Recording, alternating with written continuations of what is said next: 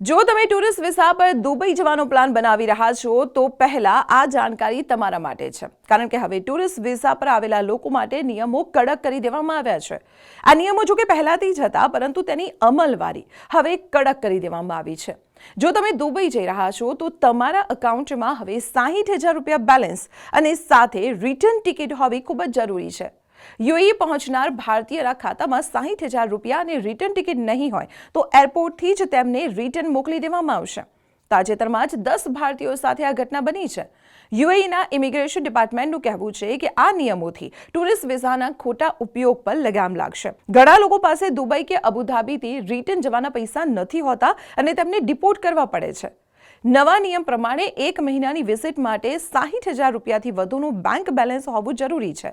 1 મહિનાથી વધુની વિઝિટ છે તો 1 લાખ રૂપિયા બેંક બેલેન્સ અને ક્રેડિટ કાર્ડ હોવું જરૂરી છે। હોટેલ રિઝર્વેશન પણ બતાવવું પડશે। વિઝાની સાથે સાથે રિટર્ન ટિકિટ પણ બતાવવી પડશે અને જો નિયમોનું પાલન ન કર્યું તો 1 લાખ રૂપિયાથી વધુનો દંડ ફટકારવામાં આવશે।